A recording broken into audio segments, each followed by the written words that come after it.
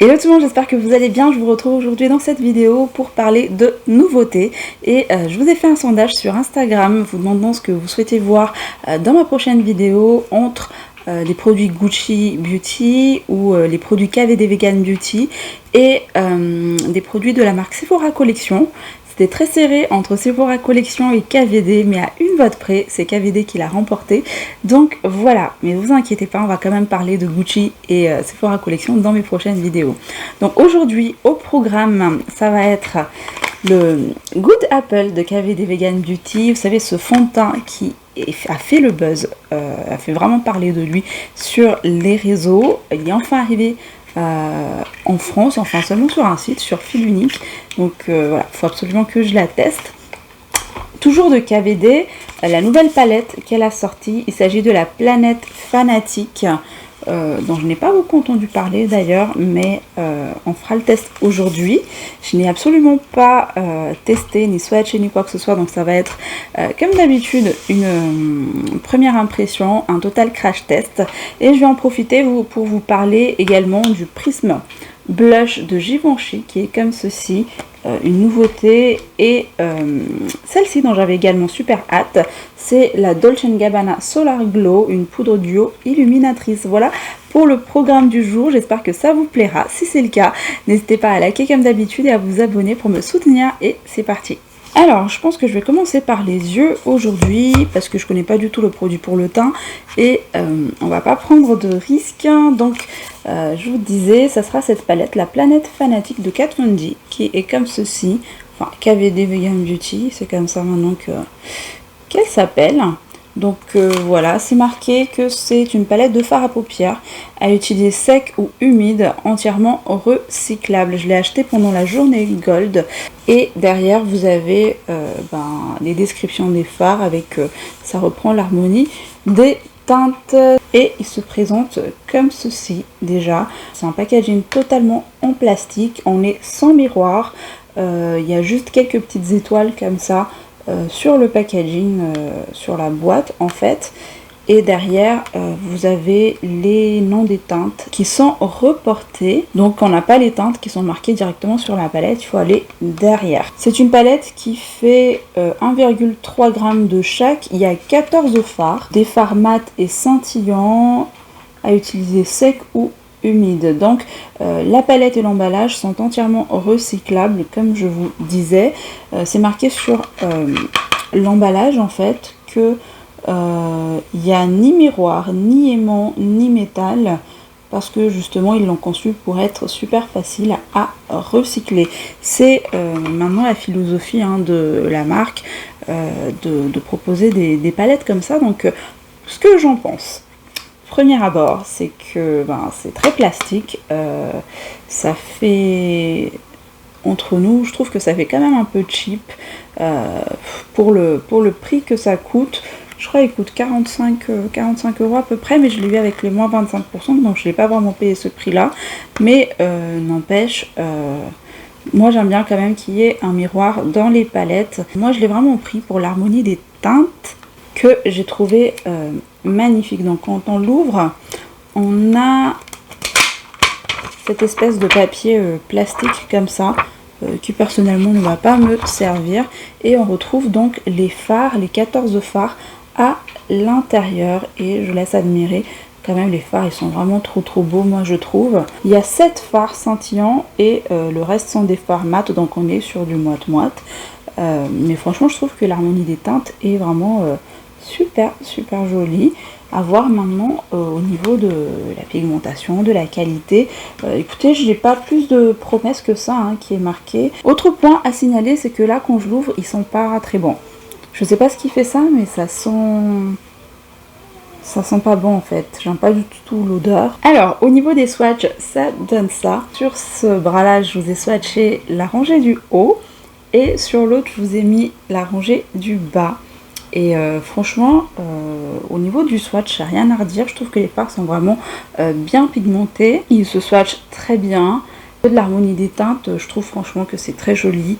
On peut réaliser facilement des make-up portables en fait pour tous les jours. Il manque des fards justement foncé pour réaliser des smokies, des make-up un peu chargés, mais pour une palette de tous les jours, les teintes sont vraiment très jolies. Il y a du chaud, il y a du froid, il y a du rose, que ce soit les mats ou les irisés, en fait c'est vraiment très soyeux sous le doigt. J'aime vraiment beaucoup la texture, en tout cas ça fond, ça glisse, c'est très joli, c'est très agréable vraiment quand on le touche. Celle-ci par exemple, elle est super crémeuse, c'est une texture entre la crème et la poudre, c'est ma texture préférée, c'est vraiment entre la crème et la poudre. Je sais pas si vous vous rendez compte, très beau, voilà, regardez, c'est joli hein. Celle-ci j'ai vraiment beaucoup aimé aussi.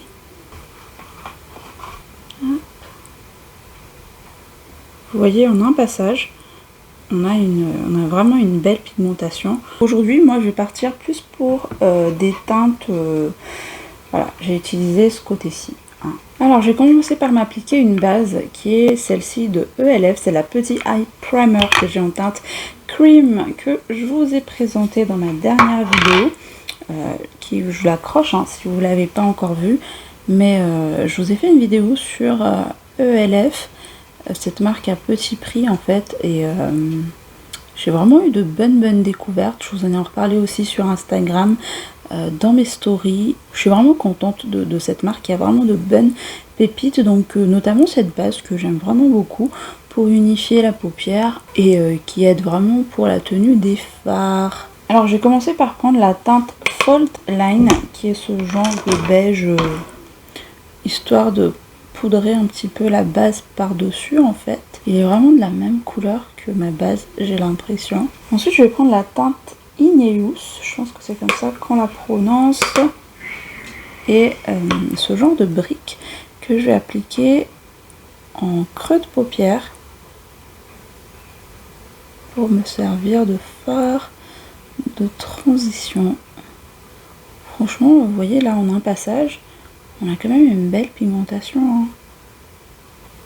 Et les fards, franchement, ça s'estompe super bien pour l'instant. Bon, là, je déplore un petit peu le fait qu'il n'y ait pas de fard plus foncé que ça. Donc, ce que je fais, c'est que je mélange le fard Ineus de tout à l'heure avec le fard Crater.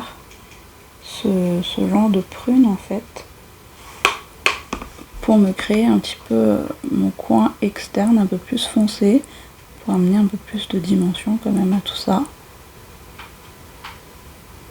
Ouais, c'est pas plus foncé que ça. Hein. Donc c'est ce que je regrette un peu. Avec un autre pinceau un peu plus précis, je viens faire la même chose mais au niveau de mon coin interne en fait. Avec un pinceau un peu plus plat, je vais prendre la teinte Solar Wind, qui est la teinte, une teinte irisée en fait. Ce genre de bronze irisé, chaud, que j'applique sur toute ma paupière mobile. Enfin là où je ne l'ai pas appliqué du mat, quoi. Je l'applique au pinceau, donc... ouais, ça a l'air de bien se prélever quand même au pinceau. On voit quand même bien la lumière. Même si j'ai pas humidifié le fard, mais il est dit qu'on peut aussi l'humidifier. Je vais quand même refaire un petit peu mon coin interne pour fondre les deux matières. Pareil pour le coin externe. Et cette fois-ci, je vais humidifier mon pinceau avec une brume de chez Morphe. Et je vais prendre la teinte Isotope. Par contre, il faut vraiment faire attention en fait, vu que les fards sont vraiment entre cette texture crème poudre. Vous voyez déjà l'état de ma palette. Les fards ils se décollent un petit peu. Du coup, j'ai un peu de mal à en prélever en fait au pinceau. Vous voyez, j'ai prélevé un grand amas de matière par ici, mais sur le bout de mon pinceau, ben, j'ai presque rien. Donc faites quand même attention à ce point-là. C'est rare que dans les fards ça me fasse ça. Je pense que c'est du fait de la texture. Et donc cette teinte là, je vais l'appliquer juste au centre en fait, comme ça. Est-ce que ça se voit? Pour apporter un peu plus de lumière. Ouais. Bon, je suis plutôt contente. Mais par contre, ouais, c'est ce que je disais. J'ai un peu plus prélevé de matière. Donc là, avec l'autre pinceau qui a rien, l'autre face, je vais un petit peu estamper.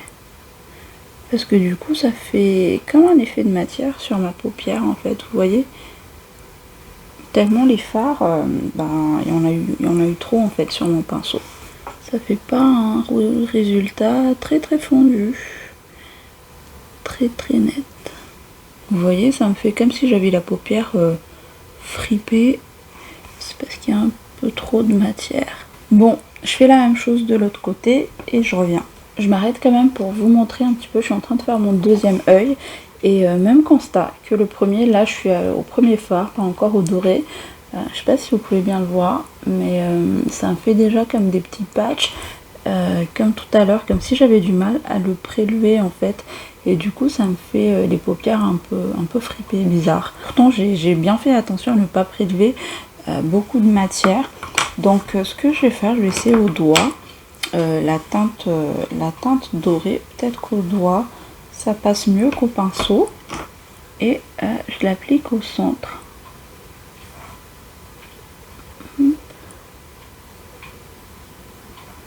Non, même constat.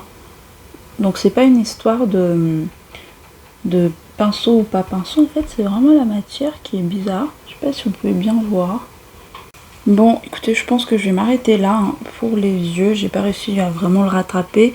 Et comme vous pouvez le voir, j'ai quand même des chutes. Et surtout, bon là c'est des chutes pour les iriser, mais là au niveau de ma table, c'est très salissant en fait. La teinte brique, celle-ci là, elle est beaucoup poudreuse, donc et même celle-ci que j'ai utilisée. Et la palette est quand même poudreuse. Pas vraiment fan hein, pour l'instant de cette palette. Au swatch, franchement, il était super bien.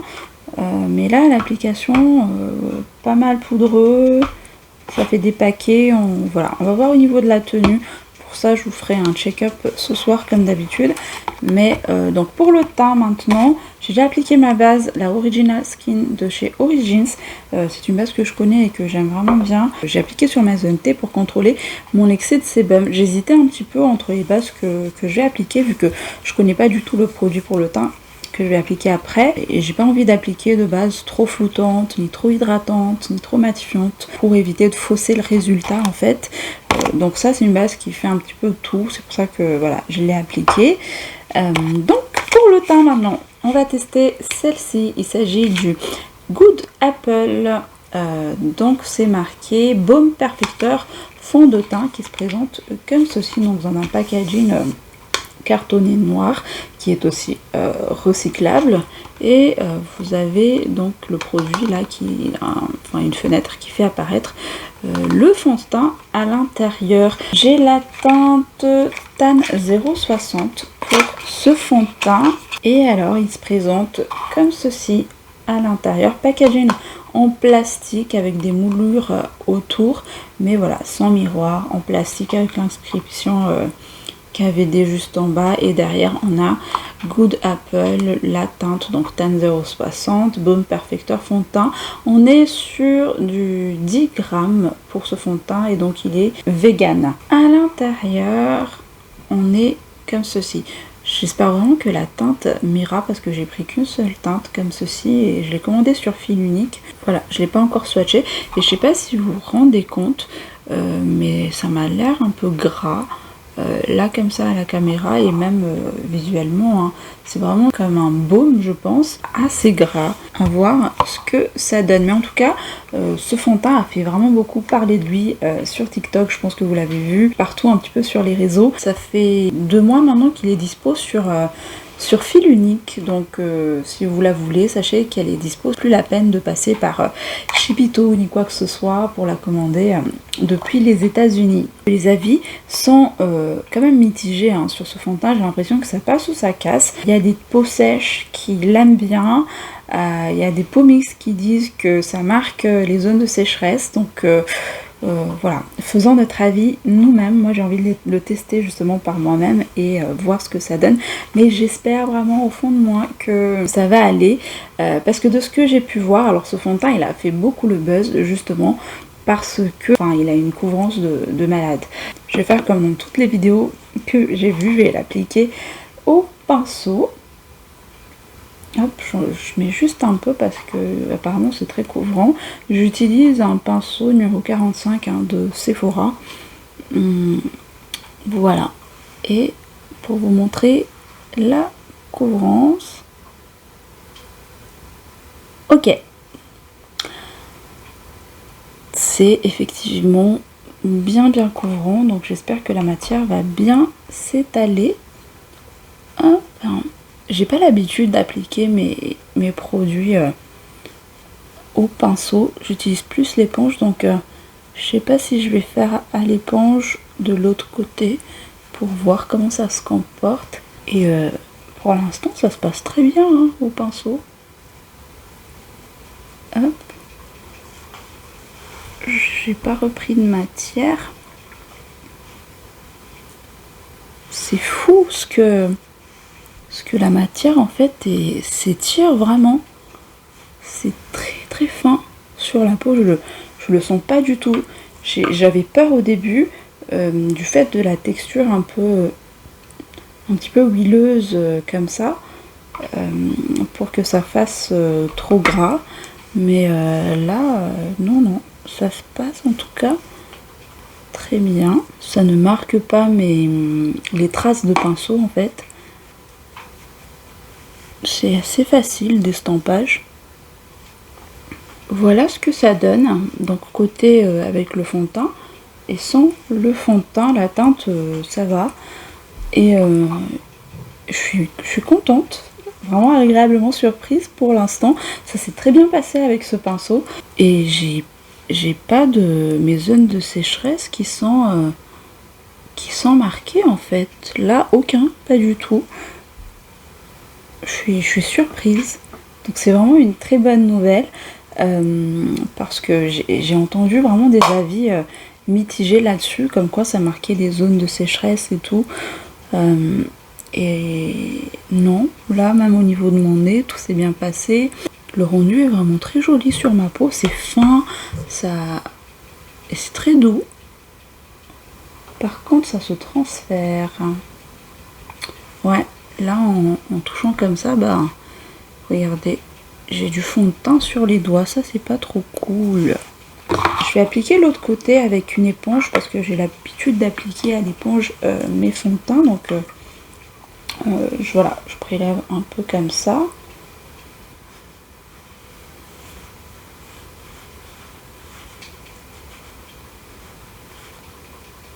Ok, voilà ce que ça donne à l'éponge. Écoutez, j'ai l'impression que le rendu est un peu plus couvrant à l'éponge et là il est un peu plus, on voit un peu plus ma peau transparaître en fait.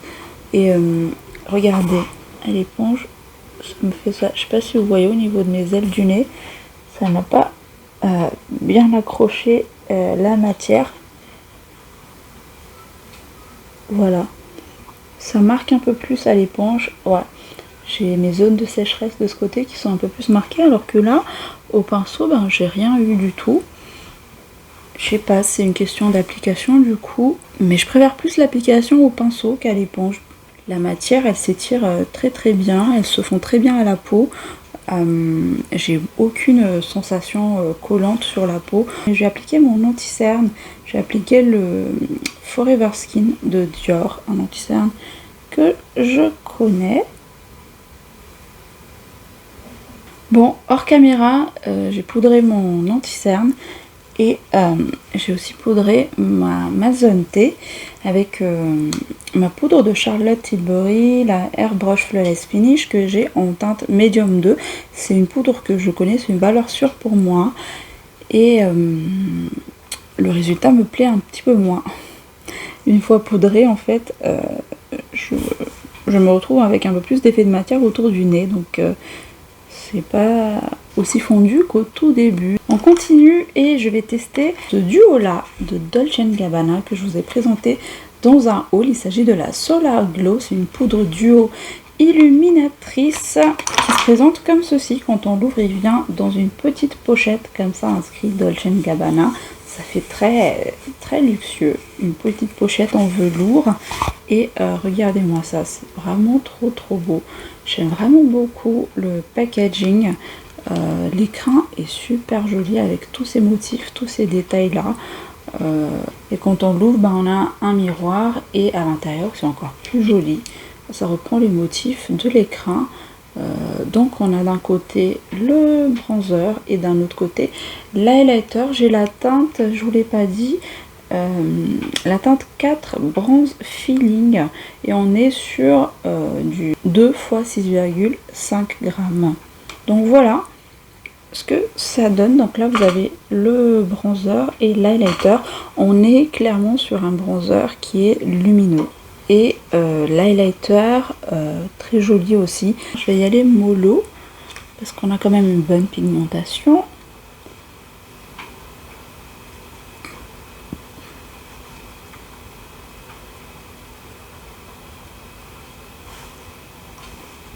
Ça a l'air de s'appliquer très bien.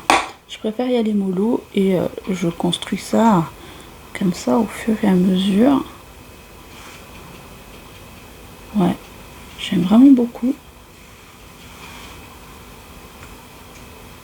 La marque est également présente sur Look Fantastic. Mais moi je l'ai pris sur fil unique parce qu'il y avait plus de réduction. Il y avait moins 33% à un moment. Et voilà pourquoi je l'ai pris là. Mais ça a l'air de bien se passer pour l'instant. Bon, écoutez... rien à signaler de négatif pour ce bronzer. C'est un bronzer, comme je vous disais, qui est lumineux.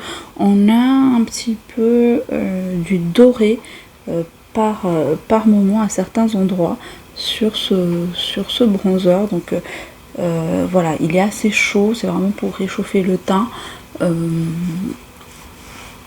Mais j'aime vraiment beaucoup et ça s'est très bien fondu sans aucune démarcation, ni effet de matière, ni quoi que ce soit. Et ça se passe très bien par-dessus le fond de teint. Donc ça, c'est un bon point. Je viendrai appliquer mon highlighter après. Pour l'instant, j'ai appliqué du coup du blush. Et là aussi, comme nouveauté, je vais tester la Prisme Libre Blush de Givenchy que j'ai en teinte 4 organza et à l'intérieur donc il se présente comme ceci avec un petit miroir par dessus, l'inscription Givenchy et vous avez les 4 blushs de chaque côté. On a 4 fois 1,5 g. Quand on l'ouvre, vous avez une petite houppette avec l'inscription Givenchy dessus et vous avez le blush à l'intérieur. Je prélève un petit peu comme ça dans le boîtier. Je vais l'appliquer avec la houppette qui est fournie avec, je pense. On va l'appliquer.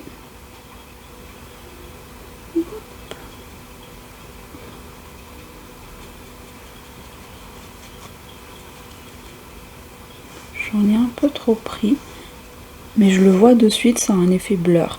Ouais. Ça a un effet blur sur la peau, donc ça floute, ça a un effet lisson. Je sais pas si vous pouvez bien le voir. Je suis un petit peu trop descendue avec la houppette. Bon. Hop. J'estompe un petit peu l'excédent. En 2-3 tapotements et le blush il est fondu. Il s'intègre bien à la peau. Il est légèrement lumineux, je dirais. J'aime vraiment beaucoup. Ça a vraiment un aspect flottant sur la peau. C'est un aspect lissant, c'est tout doux. Ah, j'aime beaucoup. Je pense que là, c'est ma plus belle découverte de la vidéo d'aujourd'hui pour l'instant. Et maintenant, je vais revenir avec l'highlighter, celle-ci de la palette Dolce & Gabbana. Pareil, j'en prélève juste un petit peu. Bien que ça m'a l'air... d'être assez subtil finalement. Ouais, c'est un highlighter subtil cet highlighter là. Hop, j'en applique un peu pour voir s'il est modulable. Mais pareil, même texture que le bronzer, c'est super fin sur la peau, ça ne marque absolument pas. Et on a une jolie lumière. J'aime beaucoup. Vous savez, moi je suis plus vraiment trop highlighter qui se voit à 10 km. J'aimais bien ça à un moment, mais maintenant je préfère quand c'est un petit peu plus fondu, plus subtil. Et là c'est parfait. Je me rapproche un peu plus pour que vous puissiez voir le rendu des produits en fait sur mon visage. J'aime vraiment beaucoup pour l'instant. Je termine le ras de cils inférieur. J'ai bien envie de tenter ce vert pour changer.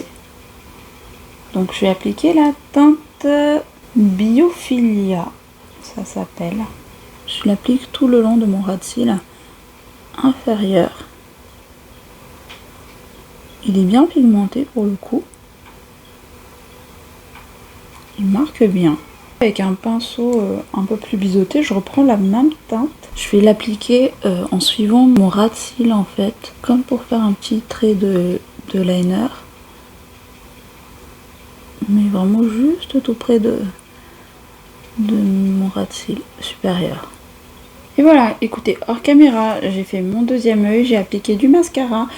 Comme toujours, j'applique en ce moment le Sweet Lashes Mascara. Et j'ai appliqué mon rouge à lèvres. Là, j'ai utilisé le Kat Von D en teinte plaf, qui est comme ceci et qui se marie, ma foi, assez bien avec le maquillage que j'ai fait sur les yeux. Voilà en tout cas le rendu du maquillage aujourd'hui. J'aime assez le résultat sur les yeux, j'aime beaucoup cette teinte verte que j'ai appliquée en ras de cils en fait inférieur. Donc écoutez, là je vais porter ce fond de teint et je reviens comme d'habitude ce soir vous faire un check-up. Hello, je viens vous faire un petit check-up en milieu de journée. Là ça fait à peu près 4 heures que je porte en fait ce make-up, le fond de teint. Rien à signaler au niveau des blushs et tout, mais je voulais surtout vous parler du fond de teint parce que j'ai remarqué que ça fait en fait apparaître encore plus mes pores. Quand je l'ai appliqué, je ne l'ai pas remarqué, mais là dehors, je trouve que j'ai vraiment les pores vraiment apparentes. Et quand je vous disais que il y a des effets de matière au niveau du nez, je pense que là vous le voyez, ça s'est encore plus amplifié au niveau des ailes du nez et tout, ça marque mes zones de sécheresse. Et bah là ça a commencé, hein. J'ai des effets de matière à ce niveau là. Donc ouais, je sais pas trop quoi penser pour l'instant. Voilà, au niveau de la brillance, ça va. Je brille pas plus que ça et pourtant là je suis sortie, je suis allée faire les courses et tout. Donc voilà, je vais le porter encore 3-4 heures de plus et puis je vous ferai un check-up dans la soirée. Voilà. Autre chose que je voulais vous signaler aussi, c'était le transfert. Bon, là je porte un masque, je vous montrerai l'état de mon masque après. Mais là j'ai eu le malheur de poser mon doigt comme ça en fait sur mon front. Et vous voyez, je pense que vous pouvez le voir, il y a les traces de doigts et ça se transfère beaucoup sur les doigts. Donc ça, j'aime pas trop. Voilà, voilà. Me revoici pour un bilan en fin de soirée. Ça fait plus de 8 heures que je porte le maquillage. Au niveau du blush, de l'highlighter et du bronzer, franchement tout va bien, ils sont toujours bien en place. Gros coup de cœur pour ce blush Givenchy, franchement. Et malheureusement pour les produits KVD, je suis honnêtement mitigée du résultat. Alors pour la palette, celle-ci, la Planète Fanatique, au niveau des yeux, les couleurs sont toujours bien présentes et ça n'a pas filé tant que ça, hein. Les fards mat sont très soyeux, mais ils sont beaucoup poudreux, très salissants. Et les lumineux, ça fait ce genre de patch que je ne comprends pas sur la paupière. Ça fait cet effet de matière que j'aime pas du tout. Donc je retesterai et je vous en reparlerai probablement sur Instagram. Mais là, en première impression, je suis pas fan. Le fond de teint, hein, le Good Apple, voilà où on en est après plus de 8 heures. Écoutez, je vous ai fait quelques check-up en cours de journée. Alors déjà au niveau de la brillance, sachez que j'ai la peau mixte, donc je brille quand même, hein, un peu plus que d'habitude, mais ça me choque pas tant que ça. J'ai pas fait de retouche et je brille surtout là au niveau des ailes du nez, presque au niveau des joues. Alors qu'en temps normal, je brille plus par ici. Et bon, ça me dérange pas trop. Mais ce que j'aime pas, ce que j'aime pas du tout, c'était déjà ce que je vous disais ce matin, c'est que le fond de teint, en fait, il a un transfert énorme. Ça se transfère beaucoup et ça, j'aime pas. Cet aspect de... Si vous avez le malheur de vous toucher un petit peu, ben, vous avez du fond de teint plein les doigts, partout. Ça a fait apparaître mes pores, mais ça, j'ai jamais... C'est rare que ça me le fasse dans mes fonds de teint en fait. Je sais pas si vous vous rendez compte, mais j'ai l'impression que j'ai les pores plus dilatés, plus apparents que ce matin. Et j'ai l'impression que le fond de teint, ça s'incruste dans les pores et ça fait dégueulasse quoi. Je vais tester, je vais lui redonner une chance. Voilà en tout cas pour aujourd'hui. Et j'espère que voilà, tout ce crash test vous aura plu. N'hésitez pas à liker, à vous abonner pour me soutenir. Et en attendant une prochaine vidéo, je vous fais plein de bisous, prenez soin de vous. Bye!